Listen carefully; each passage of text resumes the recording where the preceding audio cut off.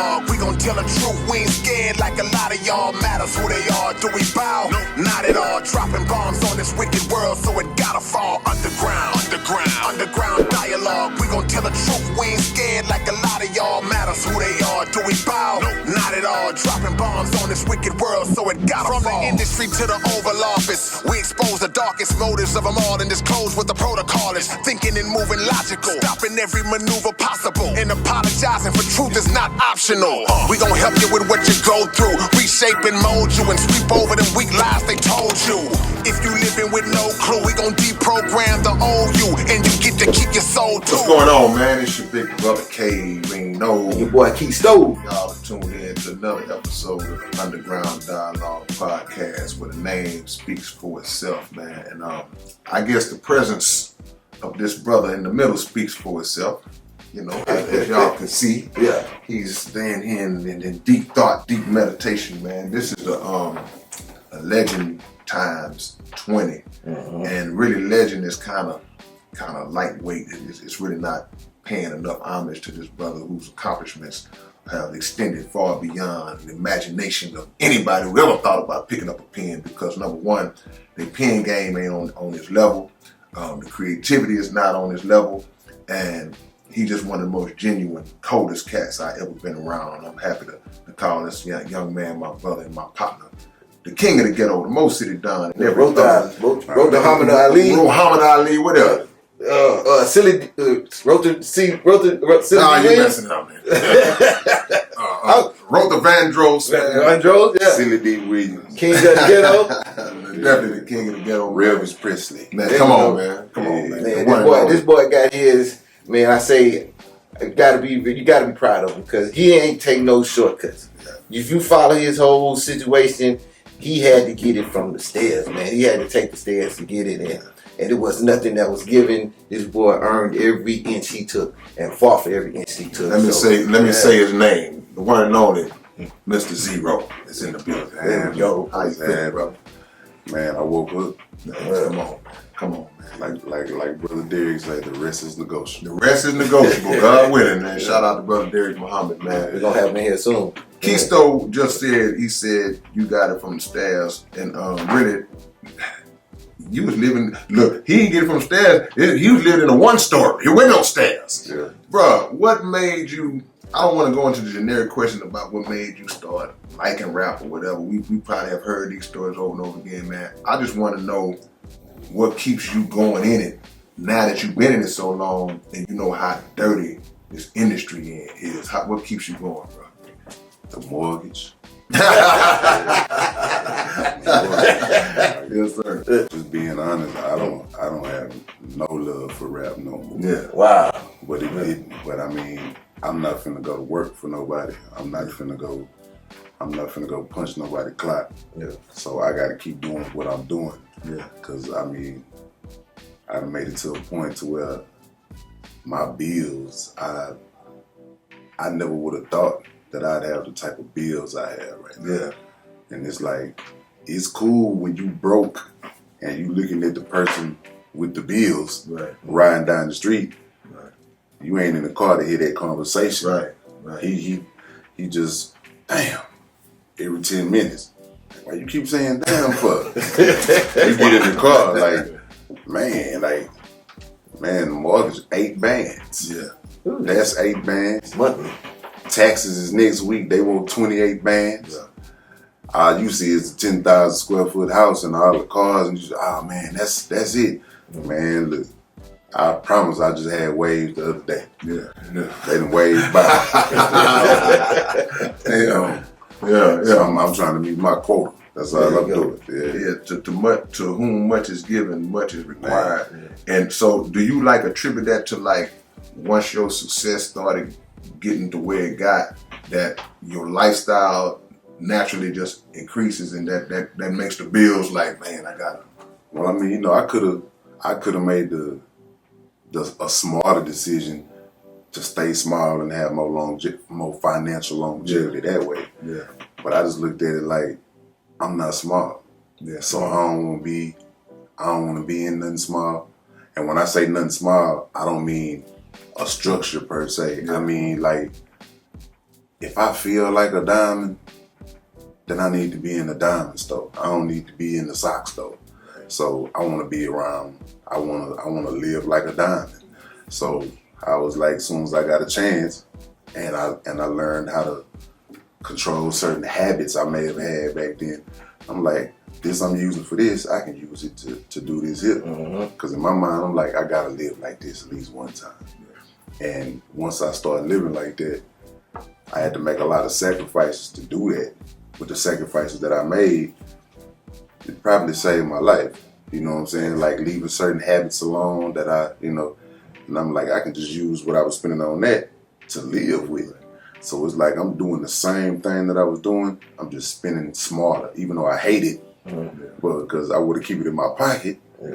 But I mean, when I pull up at the crib every day, every time I go there, and I do this and I do that, I'm temporarily satisfied. You know, I'm pacified. I say I'm pacified for the moment until the verse come back. To be honest though, I think that's more of a testament to growth, because you ain't just start doing this and getting money. Right. You know, how long you been in the game? 20 what? Since '98. Okay, so you looking at that's 26 years. You coming up on a whole 30 piece at some point. Right. You have had success and money for many, many years, for decades. Right. So I know everybody have made some financial mistakes. Right. But a lot of people don't come back from them, and a lot of people don't learn from them. Yeah. So the fact that you have stayed, okay, man, I got these, and you still working. Yeah. So if your phone wasn't ringing no more, then them bills will become a problem, man. Yeah. Did you have to kind of go through those processes to kind of figure out, well, man, I gotta, so not even just with the habits, more so with just, I gotta be smarter with how I move with my bread. Well, I think anybody, man, when you get to a point where you have a pie and then you get down to the last 2 or 3 slices, now you wanna account for the slice of pie. Like, who ate this one? Yeah. Did I even eat this? You start nibbling off that boy. Yeah. I ain't even taking them big bites no more. Yeah. So that's what it was with me, because like you say, like I'll get I think maybe when I first started charging maybe $10,000 a show. Yeah. I'm like, okay, rent was like $3,200. Right. So I'm getting 10 a show. I'm doing like 8 shows a month. So that's 80 minus 3,200. Right. So that's my profit. And then I'm doing like $30,000 on a habit. Right. Every month. Yeah, that's strong. And then I want a Bentley. That's another $30,000. Yeah. So I'm like, then I look up, it's like, I got a dope apartment, I got a Bentley, and I got $9,000 left. Yeah. Now I got to do 8 more shows. Yeah. Right. And I got all these gallons of this drink sitting over here. And then I done seen our boy, so I got about a couple of them there too. Yeah. So I'm like, yeah, I got this, but I'm broke. Yeah. It looked good. Yeah. I'll pull out, but it's like, I'm gonna pull out the building, I'm gonna make the block, let everybody see me, and I'm gonna pull right back up in the building. I ain't got gas to go nowhere. Yeah. But I got all this stuff I ain't supposed to have though. And I think once I got to the point to where I was like, I can trade this drink for the car. Yeah. I can trade this smoke for the crib. And I don't gotta rent no more. I can go buy me something. Yeah. So I mean, I guess it was just getting older, like you say, the growth. I started wanting to do more cool stuff, like, cause all I was doing was buying drugs. Yeah. I was buying syrup. I was buying, let me correct myself. Cause I don't want nobody to think I was doing drugs. Right. But I mean, I was smoking weed. I was drinking some syrup. I wouldn't know pills. I wouldn't know none of that. But I mean, no heroin. Yeah. I wasn't doing none of that. I wasn't doing no jaw locking. Jaw still free. Yeah. But yeah, man, I just wanted to be able to tell my auntie, come look what I did. Man. And I couldn't do that come look at this gallon of syrup I got. Right. Like, nah, come look, I have a foyer. However the white people say it. Yeah. Let me ask you this. Once you stopped that, right? What were some of the things that kicked in physically and mentally that you was like, that you would expect that you reckon grow? Withdrawals. Yeah. Man. Withdrawals. I mean positive wise. No. Withdrawals are real. Withdrawals are positive because it means you ain't doing something you wasn't supposed to be doing in the first place. Yeah. So withdrawal is positive. But I mean, being able to have, like in a political arena, like, you know, a lot of them, they'll befriend us, and we know why they befriending us. They want the black vote, or they want, you know, whatever the case be. So, you know, we gonna monitor. Oh yeah, I let my people, but your people let your people know too. So it's like, nah, I don't smell like this all the time. So now when I see the mayor, it's, hey, what's up? I ain't got to run around the corner. I ain't Try to take you more seriously too. Yeah. I mean, I don't think people will even really take us seriously in the first place. It's just, I have an audience and you want it. Wow. Yeah. You wanna like whoever it is. Yeah. You know, if you doing a feature with one of us, it's because you want our fan base. Come on, man. Yeah. You know what I'm saying? You want a K-Rino feature? Okay, cool. Reno get on there, murder you like how he's going to do. And everybody gonna witness the murder and love it. And it's gonna pay you though. Yeah. It's gonna pay you. So you can't do that on your own because you don't have this man fan base. Yeah. So I mean the same thing with politics. Yeah, they want me because they want me to talk to Mo City. They want him to talk to South Park. You know what I'm saying? They want whoever else to talk to whoever else and just get them reelected, get them a spot, whether it's an alderman. Yeah. I don't care if it's captain of the neighborhood watch or whatever it is. They want you for that. So I mean, so the politics came a little easier, and that's a bag in that too. Yeah.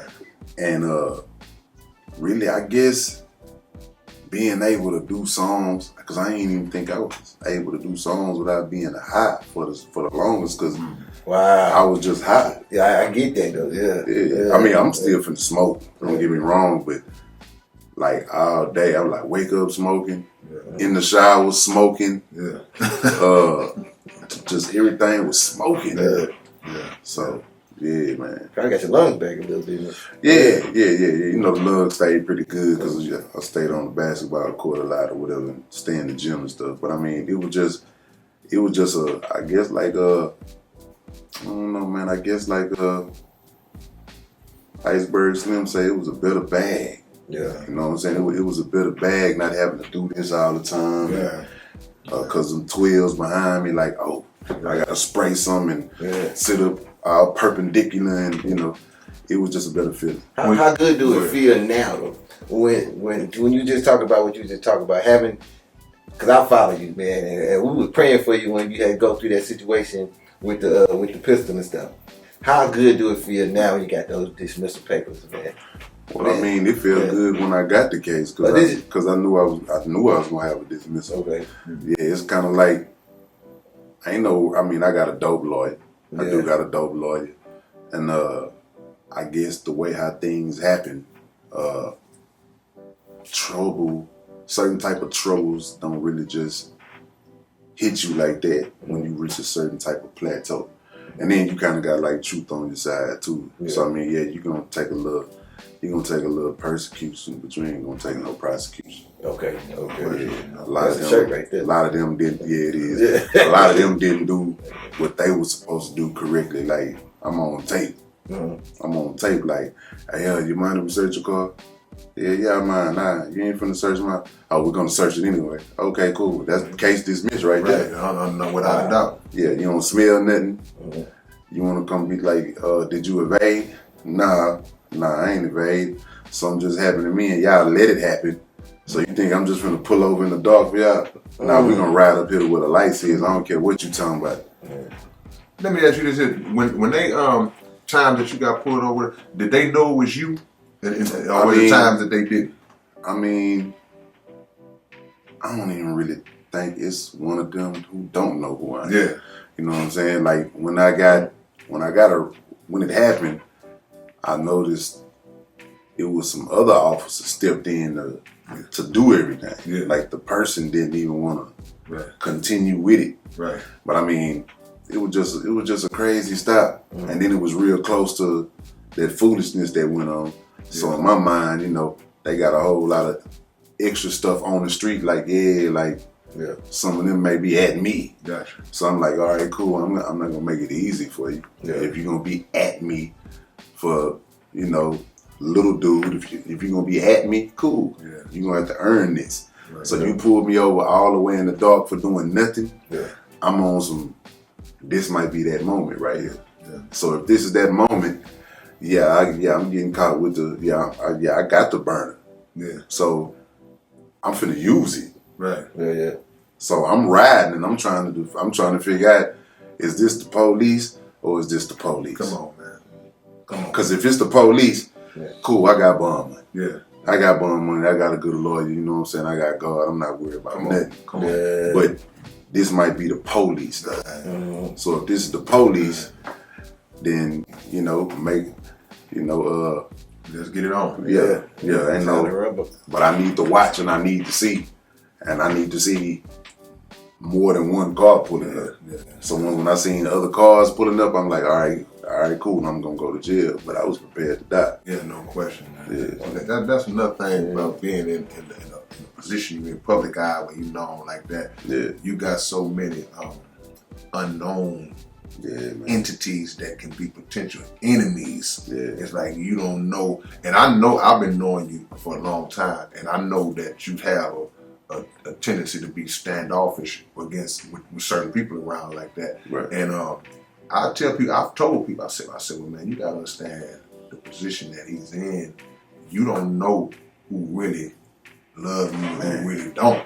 Yeah. So it's kind of just it's a healthy paranoia to kind of be like, who is you? You know, who is you? You know, because you just don't know, man. People have assassinated or attempted to assassinate and assassinated presidents before. Yeah. So I'm just some dude that like to do music, and I don't know you.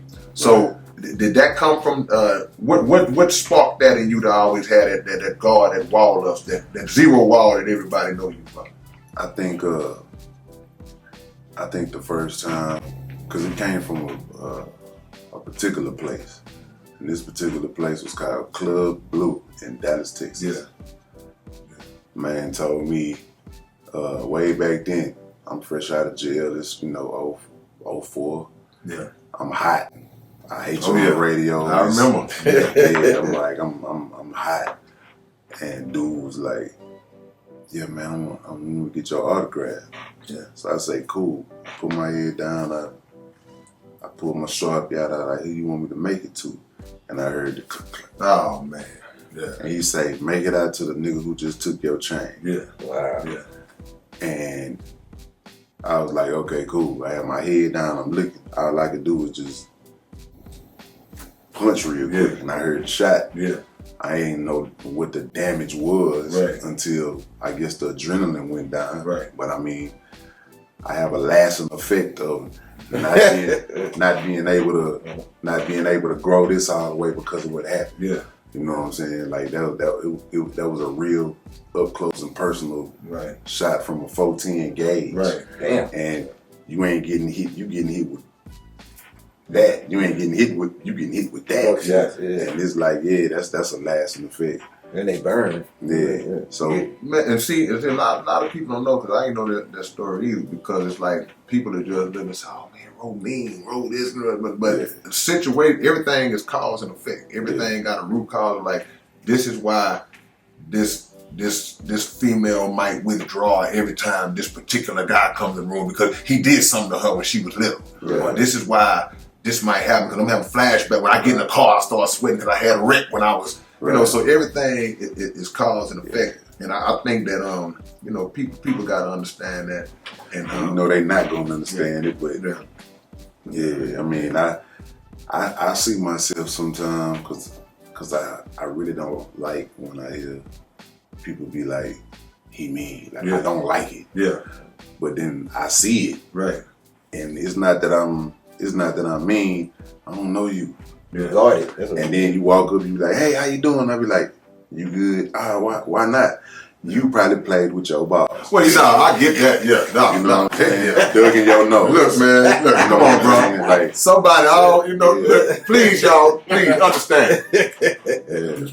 In our field, man, we meet a lot of people, and if I do one show, man, I might have shook 89, 90 hands in a 2-hour span. Yeah. And the first thing I do when I get home, I'm washing the hell out my hands, because I ain't a germaphobe, but I'm a germaphobe at the same time. Yeah. And then once all the pandemic and all that stuff was kicked out, I was really on one then.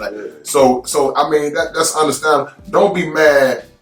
I don't care who it is. If rapper, your coworker, if you reach out with an open hand and he give you a dap, man, don't be offended by that, man. Respect people's feel for how they protect themselves, man. Straight up. I'm too in the, I ain't gonna say I'm a A-list, but I'm too in the light to be having pink eye and be having them little Nestle Crunch joints over there. You can get them Nestle Crunch joints from shaking, and then you just mess around just. You never forgot you subconscious. Yeah. And now you bumpity bump. And now you bumpity bump on the picture, and here they go. Oh man, he bumpity bump. Right. He bumpity bump. Yeah, he Nestle. So I don't want to be Nestle like that. And people be like, I don't know. I'm so used to, not from a fan perspective, but I mean, I'm used to people trying me. I'm used to people because that One Deep stuff I really embody. Like I have a bodyguard when I need to, like go on stage or something in a foreign place. But I mean, like, I walk around most of the time, it's just me. And people will see the lack of protection or think that there's none. Right. And they'll just walk up, and I'm real big on respect. Because like when that time I was telling you when I met you, I wouldn't dare say nothing. I wanted to be like, ooh, but I was just like, I got to hold what I got. So people see me, and like we might be having a heart, like a real conversation. Like, and I'm like, somebody walk up, hey man, I ain't mean to interrupt. Right. And I'd be like, but you did. That's different. But that's all the time. Right. And and I don't walk around like I'm zero. I walk around, man, I'm Joseph McVeigh. So I'm not walking around like I'm a select, like I don't never walk nowhere and be like, hey, how you doing? I'm zero. Right. Like, nah, I'm in here to buy some drugs. Like, I'm in here to buy whatever I'm getting, apples. Seeded watermelon, seeded grapes, all this. Like I'm a shopper. And then you walk up on me, I'm like, I'm not thinking you walking up on zero. I'm like, people be walking up on people and leaving them there dead. So I'm not on no like, hey, how you doing? I'm like, I'm finna put your top row on the bottom. Right. That's what I'm thinking, because I'm like, let me see if there's one coming from the back too. Like, it's paranoid. It's a level of fan etiquette that I feel people have, because I'm more personable. I'm like, hey, what's up? How you doing? But on the same token, my mind is thinking like that a lot of time because people will cross the line, especially when alcohol is involved. Especially even when they overexcited, even the ones that don't mean harm, sometimes they will cross that line. So but on the cool, I've seen you in moments, man, where you really was like really showing love and embracing with the people. I mean, when I'm comfortable, like when I'm comfortable, like I'd rather be a hoe. I'd rather act like a hoe. Because, I mean, I'm just being honest. I'd rather be a hoe because, like, I don't know you. But after about 10 minutes, you probably my cousin or something like that. I was about to tell you something. I don't wanna do that because I don't know how to stop. You know what I'm saying? I go in here to go drink, and then on the third one, I done paid for everybody's drinks. Everybody in here got One Deep Entertainment, hats, merch. I ain't made no money. I gave everything. I would rather be a hoe because I'm too nice. So what I'm really trying to do, I'm trying to scare you off from the offset. Hey, Ro, what's up? And I just all right, maybe I'm going. I want you to go and go. Because if you make it through that, then it's like, man, I'm about me one of these. I got you one too. Yeah.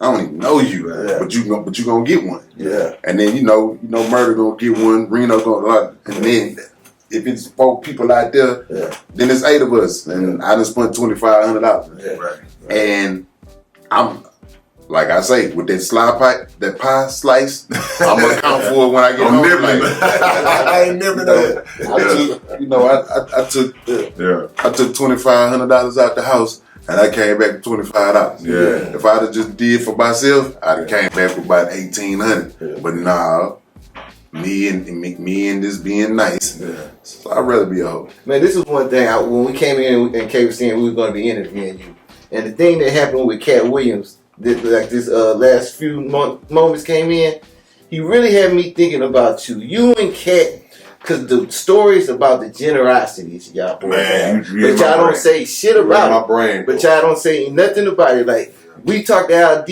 and LD gave a story about you, man, when he came home, and I hear this constantly around everybody. And we like, where did that generosity come? Because the same thing you just said, I've seen it, and I'm from Missouri City, right? I stay 101 You came to our garage to get your hair cut way back when you was skinny zero, and you had the yellow car. And when you came in the garage, you came guarded, but then as soon as you started getting your hair cut, you was the exact same thing you just said. You just opened up to everybody in the garage. Courtney came, everybody came, and you just started just having a great time. And we just had a great time. And so I noticed that from you from Jump Street, and I figured, I always wondered, is that something that makes you guarded because you know the type of heart you have? Well, I mean, the thing about it, hell yeah. But the thing about it though is like, I don't want that heart. God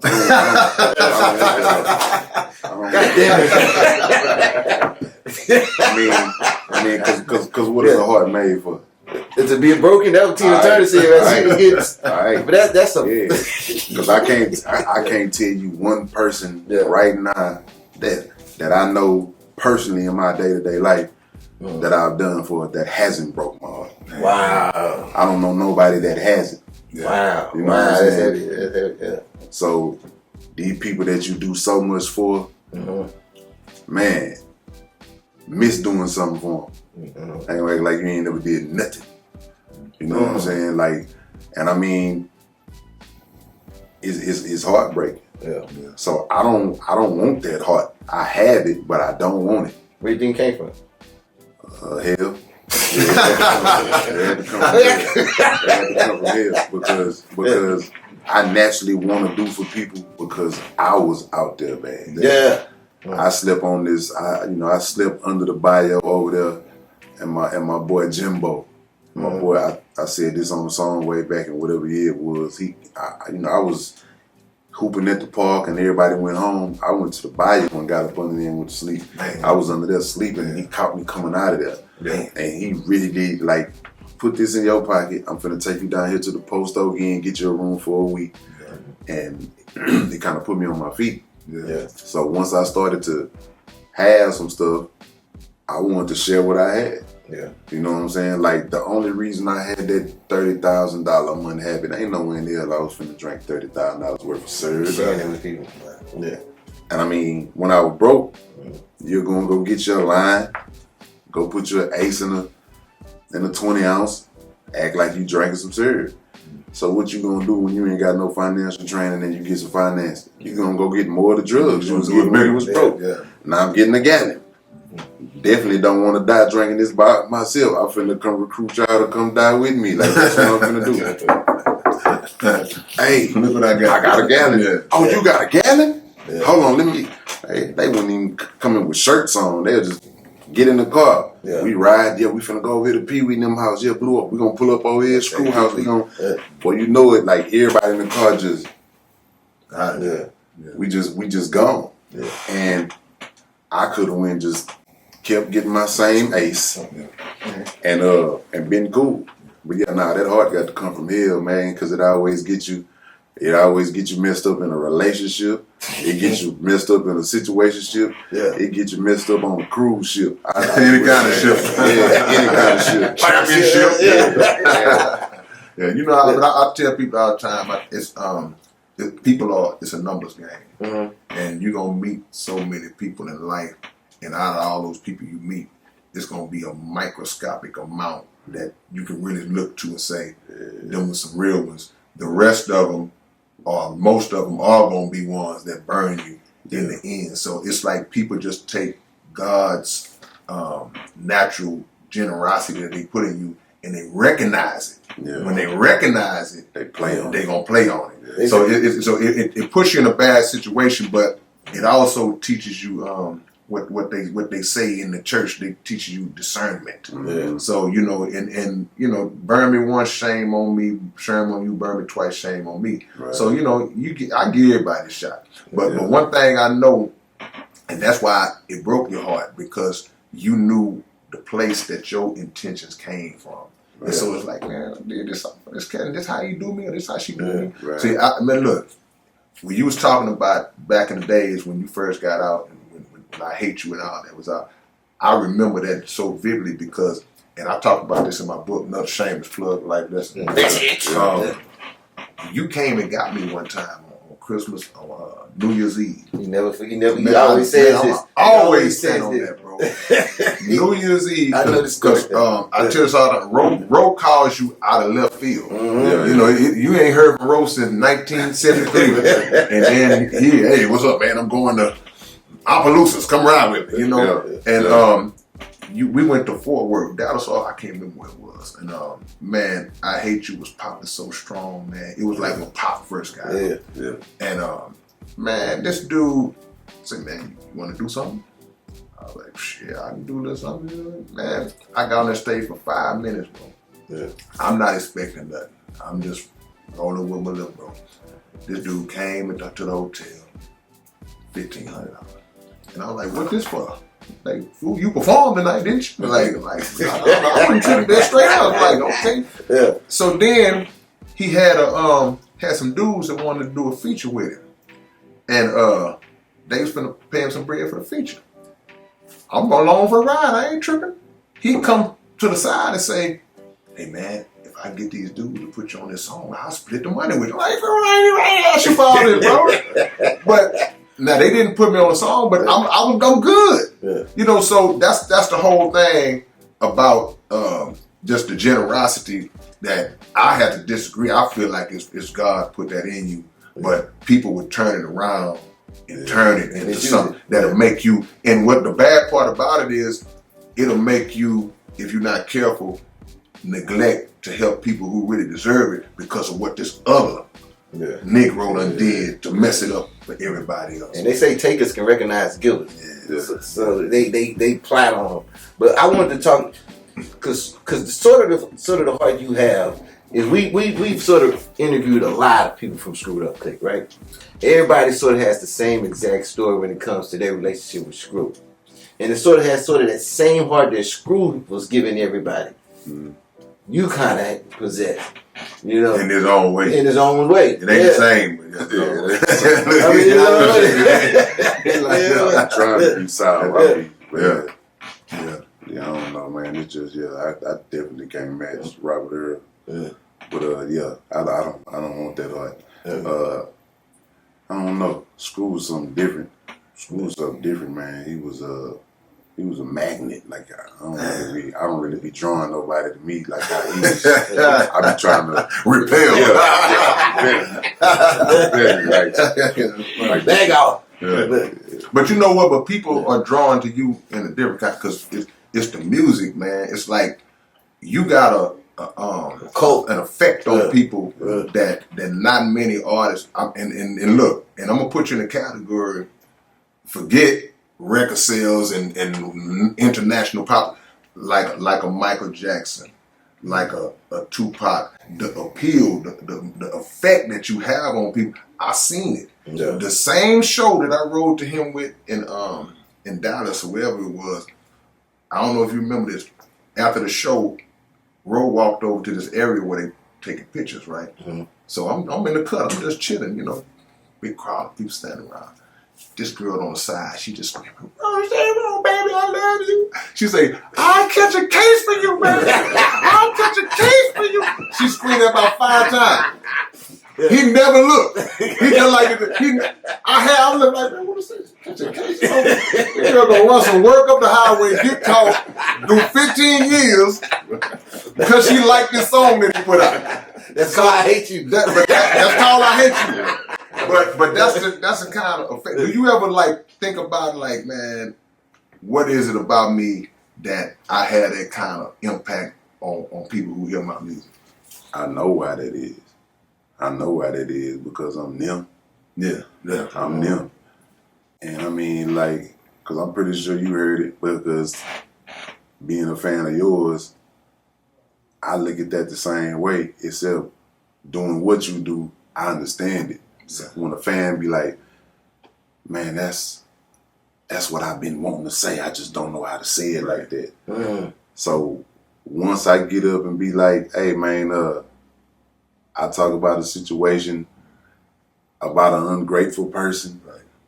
and everybody knows one, and I get as vivid as I do, or you get as vivid as you do, them people just be sitting there like, I'm going through that right now. Right. Yeah. So really what I'm doing is showing them I'm not a celebrity. I'm showing them that we all on the same plane. Right. We all on the same playing field. Just because I'm living over here, I got the same problem you got. Yeah. So they drawn to me because I say a situation that's is universal. You know what I'm saying? Like stress is universal, poverty is universal. Yeah. Seem like today fraudness is universal. Whole niggadness is pro-universal. Yeah. And all you gotta do is just key in on something because I guarantee you right now, it's somebody talking about, man, I just can't get this bill paid. Right. Yeah. That's what kind of made it different in the Screwed Up Clique, because I ain't gonna say everybody was talking about the same thing, because they wouldn't. But like, I guess being a connoisseur of music, I could say back then when I walked in like 97, 98, it was more so, well, I ain't gonna say more so, I'll just say the common denominator was swangers, candy paint, syrup, yellow bone bitch, dope. Yeah. I ain't had none of that shit. I was walking. A chick wouldn't look at me. I ain't have bills to pay because I was staying nowhere. So I was talking about the poverty. Yeah. And that's so universal, because even people who ain't really in poverty, they think they are because they probably can't have something that they want. Right. Yeah. So they think they in poverty. So they gonna come and flock to it too. Then the people who really are povertized, you know what I'm saying? The people down there right now up under, down there by Stuffed Wings under the freeway down there, and they all got cell phones and they all jamming, they streaming music. It's a different type of poverty going on. They got iPhones. I seen it. They fatter than me. Yeah. But they on that. They got their tent pitched and they down there. They jamming. They jamming us. Yeah. And they ain't jamming none of that. This is the life. They jamming Soldier Story. They jamming. They jamming Hungry Again, man. We go down here and get something. I'm living paycheck to paycheck, trying to pay the rent. Right. That's what they own. Right. That's what they own. That's So, one I mean, thing y'all two had that's common. Like y'all both had the fearlessness to be honest. And that honesty will connect more than any kind of cap. And y'all both. That's all Your art gotta be a mirror, bro. Yeah, you got to. People gotta be able to see themselves in it. My favorite comedian is Richard Pryor. Richard Pryor will say stuff about himself that'll make just blow your brain. Like, man, I can't believe he told everybody he did that. It opens you up to say, all right, he's exposing that much about himself, and the people love him more for it. Yeah. So it make you know that I don't have to be afraid to say I was scared that time in a song. I was vulnerable that time. I cried when old girl did it. Because guess what? Just like Rose said, that person that cried, she cried, he cried, he did this, he went to jail, he was on dope, whatever it is. It's a mirror, bro. Yeah. I remember one time when my pops died, and I had you in the car. It was right before your mama passed, And I never forget it because you got this verse where you saying, I'm walking in the rain so my tears can blend in with the raindrop. Man. Yeah. I never felt that was a deep, that'll bring you in and you'll general regardless of whatever for the rest of his life. Yeah. Not to mention that he's from a neighborhood and that we love him and proud of you like crazy. But you know what I'm saying? But that one there was a real one right there. Yeah. I'm gonna shift gears for a second. Let's do it. I've brought the show down. I've been hearing. They already be saying, "Little bro, this music depressing." Yeah. We love it. I want to make the interview, but nah, it's real though. I've been hearing you saying something in interviews, man. Every time you say this interview, I'm like, "What, man?" The song, bro. Come on, man. I hate it, man. What song? Mo City Don. He been on a run lately on interviews Right. talking about how much he hate. Right. But look how many times you got to hit. Man, I don't care how many. Look, he ain't got to sing it. Soon as it come on. Niggas know where this is. I pimp my pen and I get my point clear. Why niggas on all down? I don't know. Gotta take a trip like a Pogo on the phone. From a Pogo on side. From a ride, do another homicide. 9,000 go. Big old glory. I'm just trying to get it to like Robert Ory. There you go. That's a microphone. You're going to hear 9,000 people saying, Yeah. slow, loud, and bang, and all In in the the trunk. trunk full of funk. So why do you hate the song, bro? Oh, before you answer that, also, is there anybody in the back with a camcorder recording everything? Is somebody really recorded that? Nah. Oh. Well, I mean, somebody was. Somebody was. The one was in the back with a camcorder. But I don't know what the one is. I don't even know Why do you hate the song, man? Please. I mean, because it ain't. I mean, I like subject matter, Yeah, I got you. and it had none. I got you. It was just me. It was just me. High. I mean, song cool. Yeah. But it was like I was really expecting it to be a song, with some fat on the brain. Got you. I thought it was gonna be one of them political songs. Like I knew I hate you. I ain't gonna lie. I thought I hate you was gonna get slept on because all it was R. Kelly was just singing about all this, and when a woman was fed up, and I'm like, nigga, I'm fed up. So I'm finna talk about me being fed up. You know what I'm saying? So I thought it was gonna, all the women gonna hate me, so I'm gonna just wear whatever. But I really thought it was gonna be, even though they wanna follow me around the store, like I'm steal something, thinking I ain't got no dough, like I'm on something like that. Right. And to see that the song that I put the least effort into doing, this the one, I was mad. Cause then I was like, so I ain't have to do these other 16 damn songs. I could have just did this one song. And Jay put this out. Yeah. And then platinum. Yeah. I'm like, but I done did all this stuff. I'm over here at Mike Dean house every day. And man, if you know anything about Mike Dean house, you gotta survive. You gotta survive. They had animals. Yeah. A bird used to come take your weed. like I bet he taught him to do that. it was really some stuff going on. Yeah. And then, I'm keeping late hours. I'm trying to come at 8 at night, leave at 8 in the morning. Yeah. And I'm doing a song today, 17 days straight. Right. And then to come find out, oh no, it's Mo City Don only. I'm like, man, hell with that song. Oh man. And then I like to hear it come on now. I mean, I'm finna go home in 6 months. But I mean, But man, it's like, I think your resume says that you got way more substance than people not gonna relegate you to that one record. Right. But also, too, if you got some children sitting around and there's a table there, if you set a plate of donuts and you set a plate of broccoli and vegetables next to them, they gonna go to the donuts. So if that's that song that just That's sweet the to them, and donuts. they gonna go for it. But man, the song is so dope, man. I think a lot of times that genius gets misconstrued as having to be intricately detailed all the time. Yeah. Sometimes genius is so simplistic, bro. You know what I'm saying? And that's all. It's like me, Murder, and Rapper K.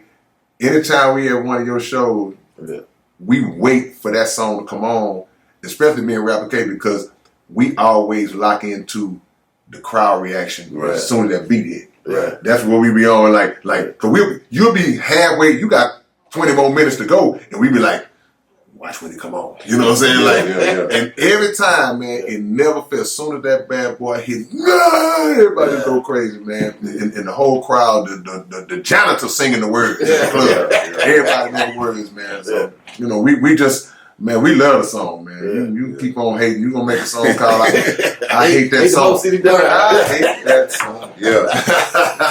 For real. But no, that's cool. We got the Mo City Don himself, Yeah, Zero in the building. You got Yeah, right. So I was gonna ask you, because this last time we was at this radio station, I wanted to ask you and I forgot.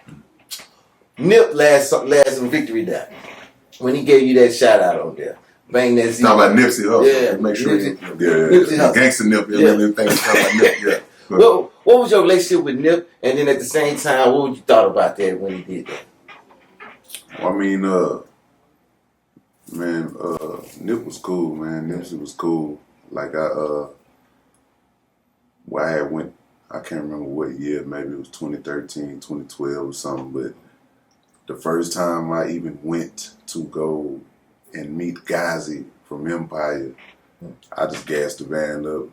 Me and Heavy and one of the homies from Mo City, BJ, you know, we shot down there. Yeah, solid. Just to go, we shot down there to go make his acquaintance and everything, and introduce myself. And we were on like a tour meeting people. Like, you know, we went to E40 House. You know, we was out Danny Trejo, Bash, you know, all these different people, you know, and then we go to the hood. We, you know, we back in Cali, you know, not San Francisco, we in Cali.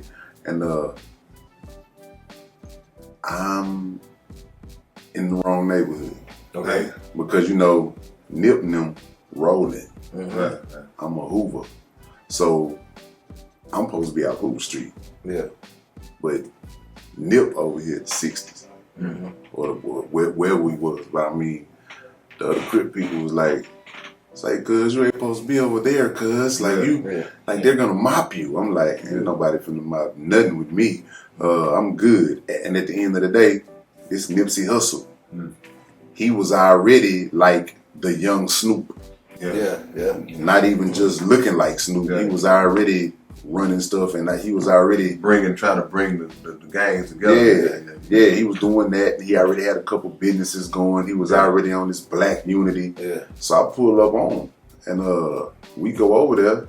Me, Heavy, Slim Thug, and we made that Go Long song. Yeah. So we did the Go Long song, and it was cool. Like, you know, it was kind of like an insider joke. You know, I play too much when I get mad at people. So I'ma just say we did this song about somebody we knew. That was kind of like almost in the vicinity. So, and I was like, man, what that nigga, tell him Go Long. You know what? That sounds like a song. That's the title. So we started doing the song. And you know, it was cool, you know what I'm saying? We locked up. I dipped. He dropped the song a little bit after that.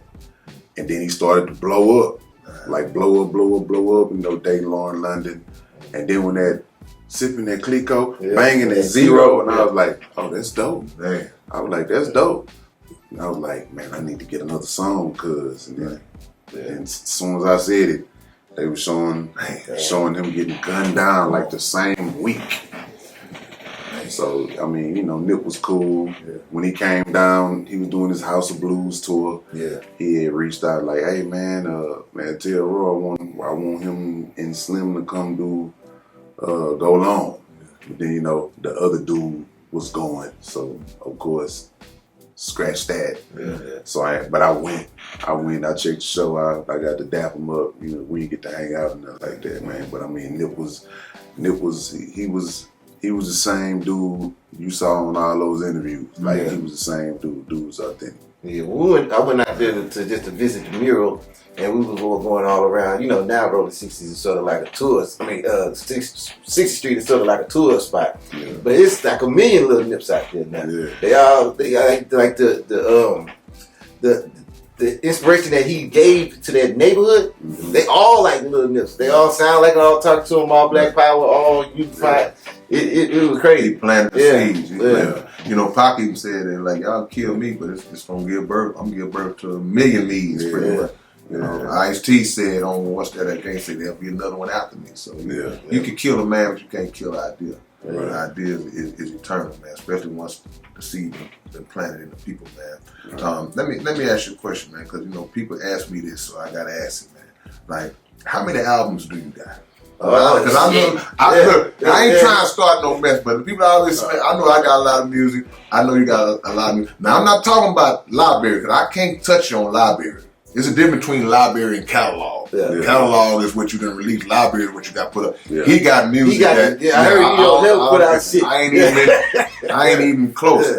How many albums have you dropped, or do you know the number? Well, I mean, they like to say that it's 24 studio albums. That's what they like to say. That's more. But it's like on the studio album side, and I think they were just kind of like the stuff that really got critical acclaim. Yeah. But like if you count from Fisher Boy and everything in That's between, Whatever It's a- was it's a- released is it's an a- album to me. it's a couple of things that I don't think is an album. Yeah. Like I know that Zero's Underground Railroad was just some stuff they put together. Okay. But I mean, you know, like a lot of that was real. So if you're gonna say really how many albums, I think the last count was like 32. Yeah. That's And then you got stuff like Mo City Players mixtape, Elvis Presley mixtape, Yeah, that's 5200 That was mixtape. hard. You know, that count to me. Yeah, I got that in the truck. like the unmixed mixtape. You know, yeah, it was a whole lot of stuff, man. And then but then you got albums like Kings of the South, me and Flip. That was an album. That count to me. All that count. Oh, yeah, that's a count. That count. You know, Compilate everything from- anything that you actively did and worked and put it out. That count. Yeah. So it's like they say 24, but it's 32 of those. And then the library is that's over 2,000. So Yeah, and I think we said it the last time we interviewed you. So you like the H-Town rap version of Prince. You know what I'm saying? Yeah. When it come to vault and library, just having all that music, man. That's amazing. That's the one thing that I wish I don't have. Anything I make, I You put it out, yeah. put it out. But Face do that too. Yeah. Your face be sitting on stuff too, man. But like, so do you like? Because I know a lot of times people that have library, they have it in their mind like, I didn't put these songs out for a reason. Is that the case with you, or are you like, well, one day I will get around to messing with that stuff, or it's just like, I made it, this ain't finished, I didn't like this when I finished it? Well, I mean, I do mine like a little different. Like before I got to rap a lot, I used to do 3 records in a year. Yeah. You know what I'm saying? And start going down on one, I release another one, which will bring the other one back up. Right. You know what I'm saying? But then once I got to rap a lot, Jay was kind of like, well, yeah, go over here. We want to do 1 record a year. And I was like, why the hell would I do that? Yeah. And he was like, man, starve them out a little bit, make them wait, and then hit them with the shock theory. So I was like, all right, cool. So once I got into doing that, I mean, I wasn't making I didn't really understand why, because I was always getting the same amount of money. Yeah.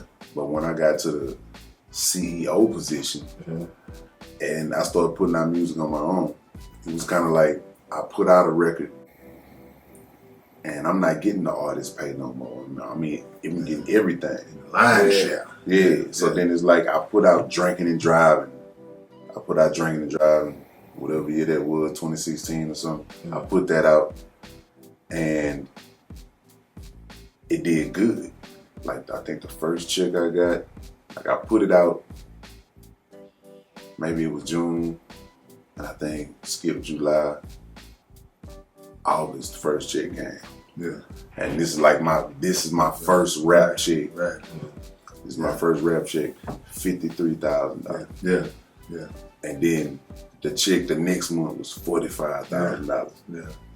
Then I started posting a lot. The check the next month was $50,000. Shot back up on them. Yeah. And I didn't have to waste none of my music that I would have put out in the next 6 months because drinking and driving was still doing what it was doing. So once the check got down to like 20 or 15,000, I started prepping for the next release. It's burning out. Let me go on, come over. See, and that's the thing, that independent grind, because what you mentioned was that little 3-month time span from the time you release the album independently. You gotta wait 3 months before that first one come in. That first one gonna always be fluffy. That first one gonna be fluffy. Then after that, you gotta put. So yeah, but that's I guess that's the vantage point that Jay was seeing it from. Milk that bad boy. I remember when Thriller came out with Michael Jackson. Every song on that album was a single. Right. And so they was releasing a record on the radio and let that bad boy just get all the life that it could get out of.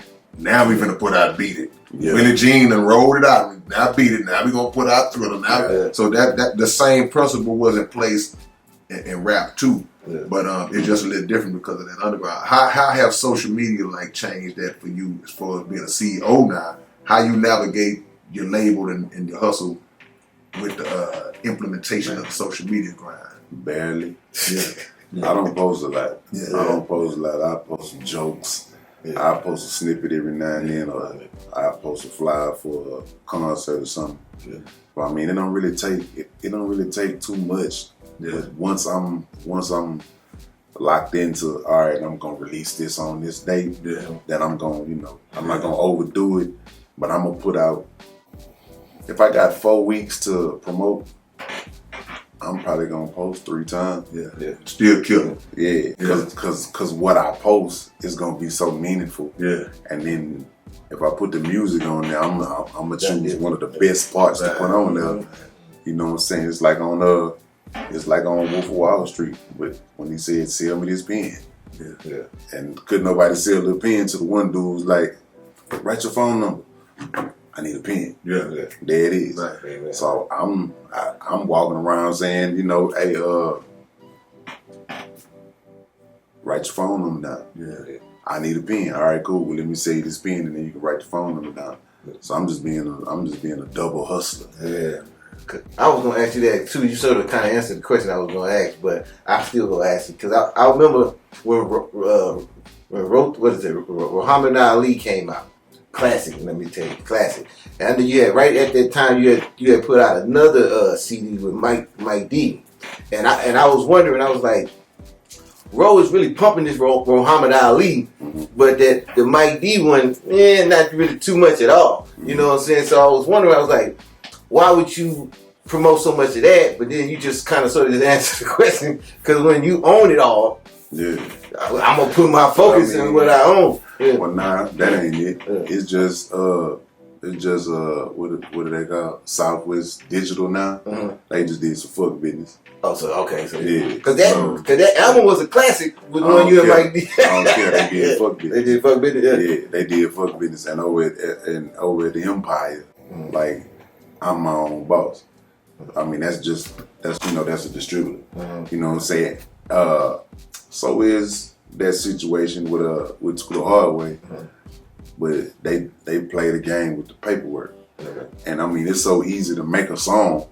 And I mean, I wanted to put the record out there at the same time, but once they started playing games and they tried to do the 52 fake, all right, cool, go and put it up. I'm not pushing it though. I'm not gonna push it. And I understand that I'm gonna be the one with the more followers. So once I do this here, I'm finna do this here for y'all to give us these crumbs. Nah. So what the thing is, To the Hard Way is a dope album. But the thing about owning it is, I think the threshold was what? Drop it with them and then let them be exclusive for 6 months. So we just gonna drop that thing over with some new songs on there. And get you to the hard way, the way it's supposed to go, Yeah. without somebody doing FBB on there, fuckboy business. Gotcha. Yeah. And that's a key point too, because it the way you explain that make you understand. Okay, well, all these years of going through everything you went through, now you know the business side. Yeah. We come in as rappers, all we want to do is rap. Right. All I want to do is rap. But one thing about that, boy, the business will make you learn it. Yeah. It's gonna force you to learn it. Yeah. You know, but So your label, you've been running your label for how long now? I say 2016 to now.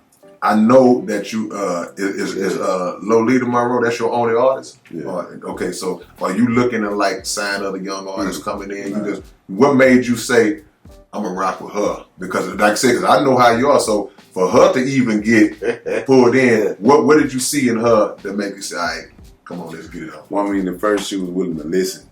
You know Wow. what I'm saying? And then the thing about me, I hate people that don't listen. Yeah. Like in my everyday life, I can't rock with you. You're not listening to me. So like with her, she was willing to be. I guess at the time I said like she was willing to be molded, if I can say that. Because if I'm gonna do something on One Deep Entertainment, I'm not finna put out the coochie pop music. I'm not finna put out the bank robbery music. I'm not finna put out. I want to put out, like, I'm conceited. I want to put out all things zero. Right. Mm-hmm. So if you on One Deep Entertainment, you got something in common with me. Yeah. Right. Because I thought this was like the smartest hustle in the world. If I already have 800,000 followers here, 600,000 here, 300,000 here, like just over $1 million with all three of these things, and I got even more of a following, just period. So if you come out and you sound like me, it is so easy to promote you because all I got to do is just tell my people. And now, the second coming of me. Yeah. Baby roll. Come on now. There it is. Yeah. So Minus roll. she come out, only thing different, she got breasts. So she doing her thing, and she sounding like me. So all the road heads is like, oh nah, we want this too. Yeah. So I figured it would be easy to promote her because she come on snapping and doing everything like how I was doing. And she come out the gate snapping. She come out and she had a star-studded Texas list on her first release. Yeah. You know what I'm saying? Killer Colleon was on there. Right. Kiki was on there. Propane was on there. And she on there eating. I was on there. She on there eating a whole lot too. Yeah. She did her thing. Holding on.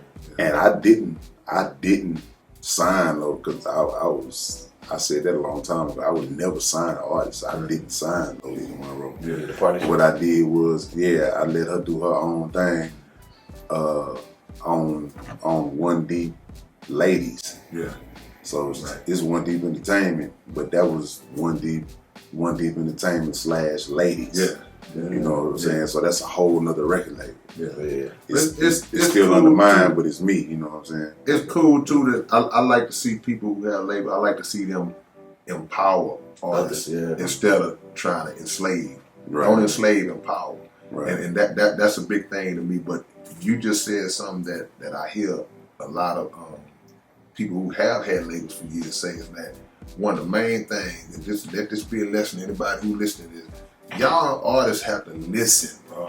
Yeah. Quit coming in thinking that you know everything and you coming in under somebody who have already been there, done that, walked down these road. It amazes me how somebody who have never planted their feet solid on the ground, ain't got no shoes on, gonna come in telling somebody who done been to the mountaintop how to climb up the mountain. Yeah. So I mean, y'all lose a lot of opportunities like that. Let me ask you this: what was your favorite era of Houston rap? You've been doing this thing a minute now, so you done seen it all. What was your favorite era of Houston rap? My favorite era, I feel like I wasn't a part of. My favorite era was like right after Screw Pass, when the camera was on us. Yeah. And everybody was getting a deal. Yeah. I didn't pop off until 04. But this was right around, 2000. Yeah. And then, Paul, Chameleon, Slim, all this shit was going on. Like, Key was doing this thing with, I think it was Universal at the time, maybe it was something like that. But I mean, I wasn't really a part of this. I still was, I was, but I didn't have no deal. You was coming. I was coming, like I was straight profit. Yeah. You know what I'm saying? I was straight profit, and I helped to write a Big Mo record at the time, City Serve and all that. But I mean, I didn't pop off per se until I got out of jail in 04 with I Hate You. And when I popped off in 04, I wasn't even out of jail long enough to even see what popping off was. Right. I went right back to jail in 05 for a drink case, and went right back in 06 for another year, fighting the case from 05. Yeah. So within all these times, how got killed. I was out on bond for that. So it was just like, I want to say 2000 to 2003. That was my favorite time, because everybody was eating and getting acclaim for it. Right. You know what's crazy? Cause we was talking, I was thinking about Flip too. When Flip signed like in the early 2000s, he was one of the first people to get that big deal like that. I've been seeing you and Flip, y'all been mobbing heavy lately. What's the connection with you and Flip, the way y'all doing a lot of things lately? I've been seeing y'all doing it. Did you freestyle for 7 days straight? Yeah, I did that. Hey, look, normally I would be like, this nigga talk too much. But when you doing some shit like that,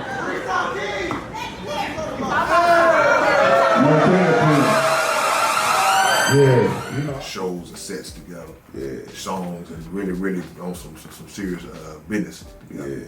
Well, I mean, one thing about Flip, man, I always rock with Flip, but Flip got to a point in his, I ain't gonna say in his career, but I mean, Flip got to a point in his life where he started noticing why I rap the things that I rap. Like a lot of the times fans will come up and they'll be like, man, I started listening to you when I was young and I ain't like none of that shit. But as I got older, I was like, now I understand. They was like, this nigga was a grown kid the whole time. This nigga was, I had, that button disease or something. And the thing with Flip had to tell me, the Benjamin joint. I had the Benjamin joint. But Flip was like, bro, I didn't realize what you were saying was so close to home until it started happening with the people around me. Right. So once Flip started to distance himself from all of that, he would hit me more and be like, bro, I understand. Then he gave me his album one day and he had a song on there where he was telling me on the album, he was like, man, I finally understand why Road Rock wasn't deep. Right. I finally understand why this, why the man said he want to be in a car with one seat. Right. And that kind of brought us together with conversations more. Yeah. So, I mean, Kings of the South Volume 2, doing shows together. He ain't got nothing shaking. He pull up to the crib, we gonna go up there and cut the studio on. Or just sit downstairs in the kitchen with the private chef and just sit down there and just talk about, man, where we came from and look where we at type stuff. Man, I love that, man. Because Flip always, in my eyes, he was just always a master marketer. Yeah. Flip know how to promote and market himself. He know how to brand himself, and he just seemed to naturally have that. And I think that combination of you and him, it meshes so good because he's more outgoing, you more introverted, but contrasts have always been the best balance in hip hop to me. Not saying y'all in a group, but it looked good when I saw the product out there on the stage, and just, even in the videos, the songs y'all did and all that. It just a cool look, man. If you ain't got no more questions, man, I got some more. I was gonna ask, Where did the relationship with you and Isaiah Carey come from? Because everybody, like, if you don't see him, if you see him from the outside looking in, you be like, huh? But then everybody has a relationship, and everybody says that he's way cooler. Isaiah, man, like Isaiah, like us. Yeah. I seen that clip where that bug flew on there. Yeah. I knew he was like us when I saw that. Yeah. What really happened on that Thursday here at Augusta High School that led to Chris Wood's death? The fuck is that? Shit! I'm dying in this fucking country ass fucked up town. Shit flying in my mouth. The fuck? I can't see pollen. Let's get the fuck out of this country, motherfucker. I can't see me. Yeah, he definitely just got that. Yeah. But I think I really started messing with Isaiah more through Big Angry, through my lawyer. Okay. Like, cause they were already hanging. Like, by the time I met Big Angry, I was in New York, 2015, I believe. Whenever the dude went crazy on the police, shooting out the police in Dallas, that night, that night was the night I met Big Angry. I'm out there in New York messing with Mike Dean. Mike Dean introduced me to Big Angry. He was like, yeah, man, I'm a judge in, South Houston. You ever need a judge? And, so I met Big Angry that way. And we did No Justice, No Peace that night. Ended up being on the front page of Title. Jay-Z was like, yeah, I'm putting this on the front page, because Mike Dean, he know everybody. And by the time I got back, Angry was like, yeah, man, let's do lunch.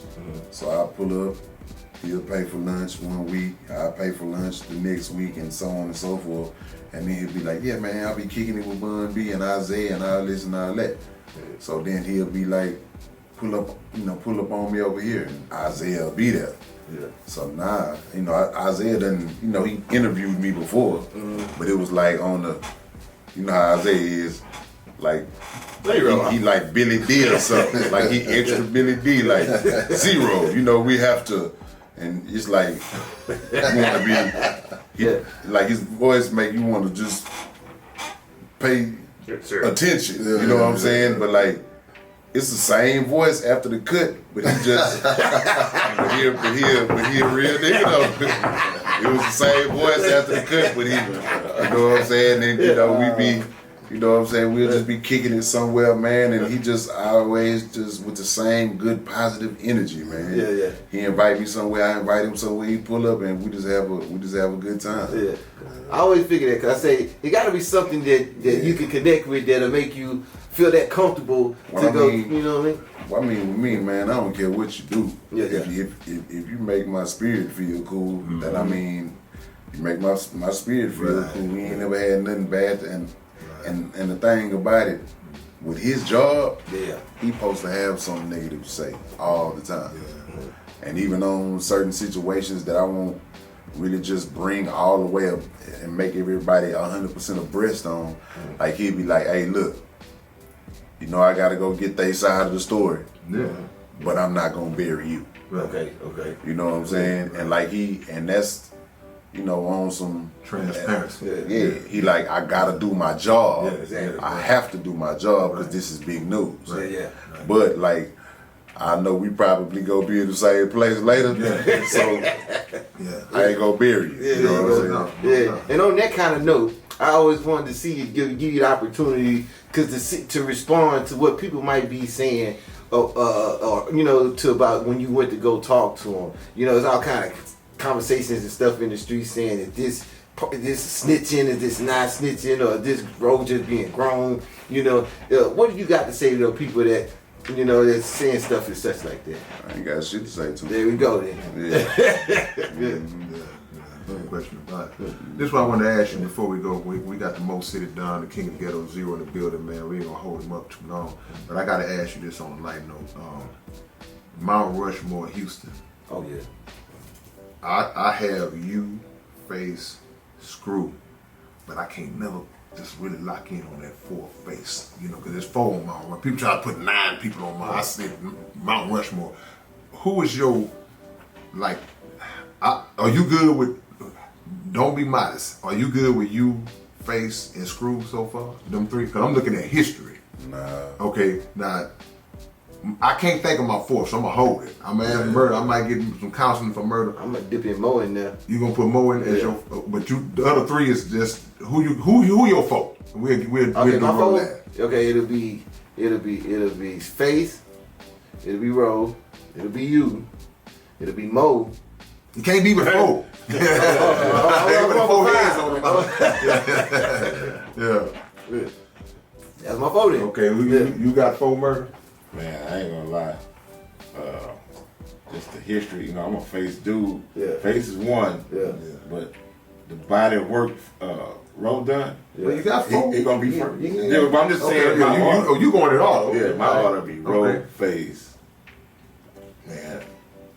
See, I put Screw because of just his impact. Well, what he brought to the table, Yeah, it ain't gotta be a rapper, just that hip hop. Yeah. And you, I mean, it's not nothing without you on. I don't put myself. Not saying in that there, because I'm man. your brother, but Well, I don't put myself. Well, you But don't I have to. can't argue with your list. But okay, we'll let I guess go now. I would have to say Scarface, you, Big Mello. Hey, watch out. Curveball. Yeah. Scarface, K-Rino, Big Mello, and to put some sauce on it, I got to say Pharaoh. Oh man. I thought I was gonna say Flea. No, I would have. And see the thing about it, I would have said Fleet because that's my dog. Yeah. But like when I'm thinking of a rapper's perspective, Yeah. like the criteria I'm coming from, it would be either KB or Pharaoh. And the reason why I say the only reason why I didn't say KB is because I could only do 4. Yeah. You know what I'm saying? But his uncanniness is unmatched. Man, come on, And that real. realness. Energy. Yeah, that energy. Yeah. But when I thought about the just going at the drop of a dime and just like it had to be Scarface, And Bird Boy, K-Rino, Mello, and Pharaoh. Man. I can't sell them all, dope. And see, Mello, man, it always feel bad that we lost Mello right before this thing really took this Houston thing really took off, man. Cause I can just imagine Mello in the social media age, bro. You know how it was. You know, crazy. I can just imagine Mello on Instagram and just Mello break out singing. man singing, beatboxing, rapping, man, just multi-time. Yeah, that brother, and that show how great he was in that short period of time, that impact that he still got on those who knew him, man. Well, let everybody know everything you got going on, my brother, and Instagram. I mean, you know, just whatever you got to say to close this out. Yeah, man, y'all can follow me at Z_RO on Instagram and Threads. Same thing. I don't rock with the X no more. Twitter. Zero Mo City, you know what I'm saying? At Facebook, you know what I'm saying? Got a couple albums coming out. I got the Ghetto Gospel on the way. That's one record. Then after that I got God of War. Dang. Then I got Unappreciated. Man, the titles. And I bet y'all done. Yeah, nah, they all in my. These joints is out in the phone right here. You know, with album covers. Yeah. You know, this Ghetto Gospel, the Ghetto Gospel coming out already in iTunes. Already, 17. Come on, man. So we Ghetto Gospel. Then So they can sign up for that now and we pre-order. God of War. God of War. That's the one I like. I'm very messy. Yeah. I'm gonna just let you. That is somebody's paperwork right there. That is the. Oh yeah. Yeah. You see that? Fall back. Yeah, I got to say that one. God of War. Yeah. That title, man. That title. You know, That's And the third was the Unappreciated. Yeah, Unappreciated. Yeah, and I made By this. who? By who, man? I mean, man, that's the cover, me and my mama right there. Oh, you know man. what I'm saying? Yeah, so yeah, man, you know, I'm looking at, you know, I'm miles I'm miles from where I started, but I'm miles from where I want to be. Yeah. So I'm not I mean, in the sense that I'm looking, the fans, but like I don't feel like nobody in my personal space. I understand. Yeah, I get you. I get you. That's deep. Yeah, but I got a lot. I got a Still Houston, which is STEELE, like Houston's hard. And we also are Still Houston. That's my compilation. I gotta get you on that. Right. Yeah, You know what I'm saying? Stay left. Yeah, wrote the Van Drought, sings the blues. My R&B album. You know what I'm saying? I just got bodies of work, man. And I just put titles to them. But I mean, the Ghetto Gospel will be out shortly. I'm gonna drop my Still Shining video featuring Paul Wall and Mike D. That ought to be in the next 2 weeks. Hopefully Empire give me a date that I can let everybody know. But I mean, other than that, I'm just working, trying to stay out the way. I'm not trying to shake no hands. So, I mean, don't trip if I hit you with the 3 2. You know what I'm saying? The no fingerprints or the little head. The little salute. I got one more thing before you go. Y'all recently just broke the damn Houston internet. I just thought about that. Y'all broke the internet when you had threw a party for propane at your home. Oh, I saw that. With Man, freestyle.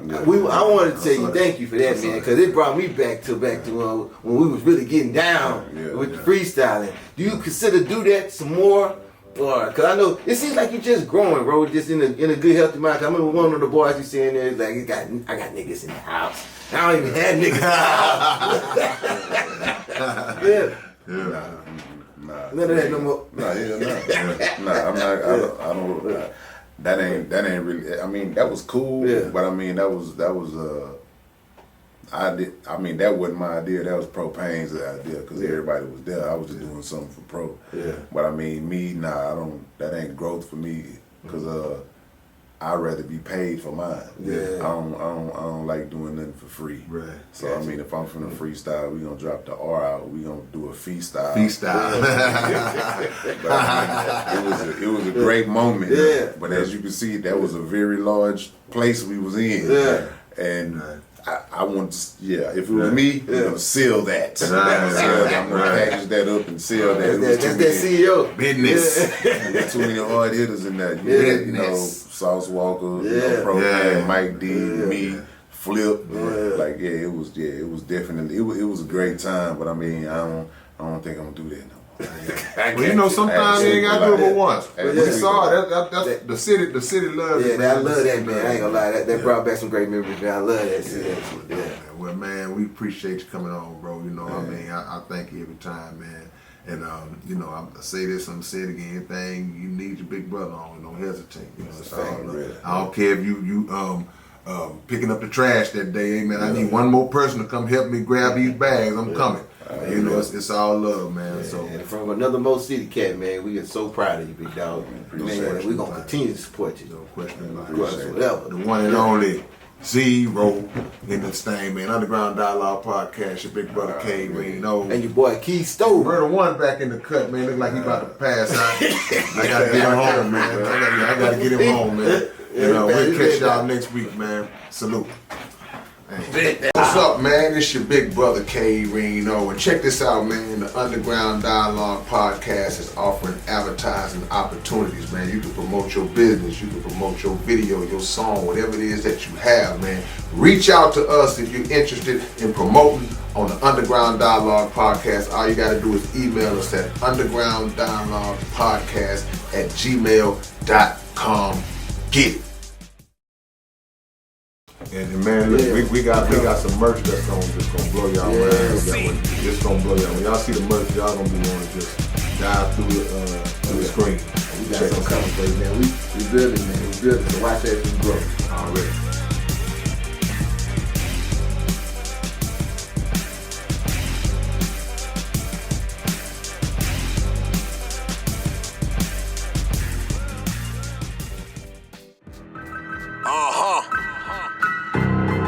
I wonder if they ready.